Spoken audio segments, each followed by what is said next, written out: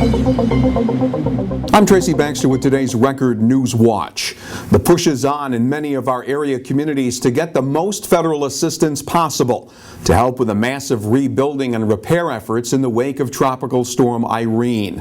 Assemblywoman Annie Rabbitt and Congresswoman Nan Hayworth made a joint appearance in flood-ravaged Tuxedo this morning to inspect damage and to make a commitment for the highest possible levels of state and federal government aid. FEMA's going to get that money. You're going to get the aid that you're entitled to.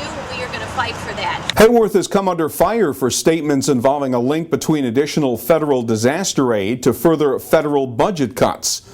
The issue brought this exchange between the Congresswoman and Times Herald Record reporter Chris McKenna. You are intelligent enough to understand yourself. Okay, that's why I want to clarify this. Can we go through this right now, or do you want to go down the Obviously, I have street? places to go. Okay, it should not be hard to understand.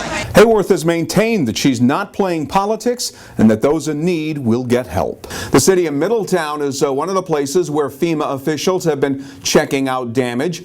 A stop on their tour included an inspection of the deep gashes on Fulton Street, where rushing floodwater underground pushed up portions of the street, leaving it in ruin.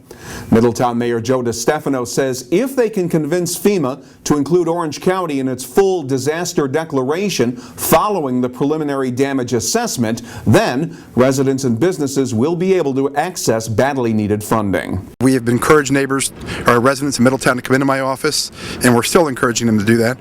And we have a short list of questions to ask them about insurance, about filing claims, and about some of the making a photo record or a video record of the damages, so that we're prepared when the final designation does come down, that we will be prepared to point them in a direction with FEMA, either online or hopefully an office will be set up in the Middletown area to process their claims. To this point, only Ulster County in our region has been included among the counties in the state to be listed in the disaster declaration from the Federal Emergency Management Agency. FEMA officials also made an appearance today in Sullivan County, where local leaders put in their request for federal relief money following a tours of damaged sites, including the Fallsburg Town Well and the Mountaindale Park Dam. It was anything but business as usual again today at the Orange County Government Center in Goshen. For the fifth straight day, the building was closed. A combination of flood damage as well as computer-related telephone problems are keeping county departments from conducting business inside.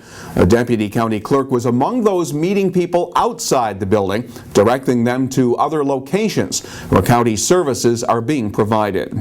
So we're out here, the county clerk staff, with other departments helping to be able to direct all of our residents to the other locations. We've set up satellite offices for the county clerk's office, probation. If you want to scan, probation is meeting under tents and outside in a courtyard.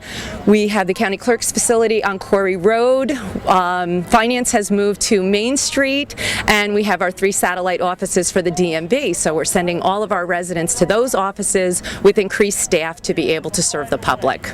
Green says the Government Center complex is expected to reopen on Tuesday following the Labor Day weekend.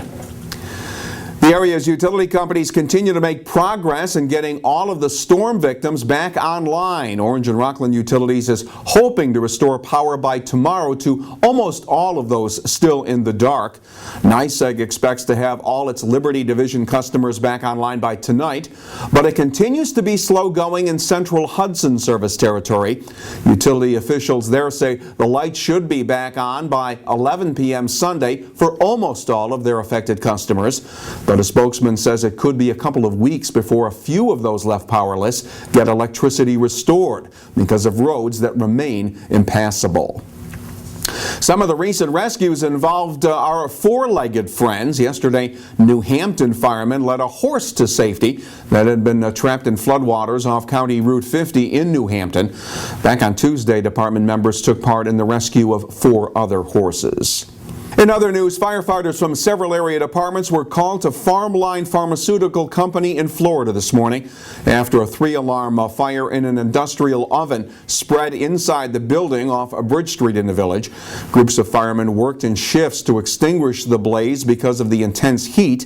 Before it was put out, the fire got into interior walls, making it difficult for firemen to get at. Farmline produces vitamin and nutritional supplements. There were no reports of any injuries.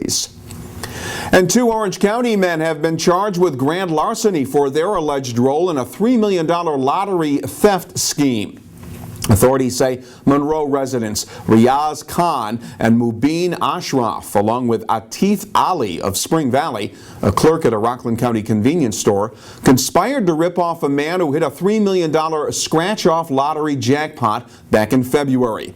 Khan was the former owner of the store. Investigators say the men told the winner if he cashed the ticket, it would lead to his deportation. The conspirators cashed it in and had begun collecting the money until the swindle was uncovered.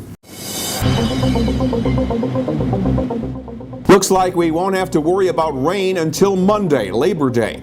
Tomorrow will be partly sunny and humid, with temperatures reaching the mid-80s. Sunday will be partly cloudy and muggy, with the highs up around 85 degrees. And there are showers in the forecast for Labor Day. When news breaks, look to Record Online to get the very latest and catch up with all the news in the holiday weekend editions of the Times-Herald Record. For Record Newswatch, I'm Tracy Baxter.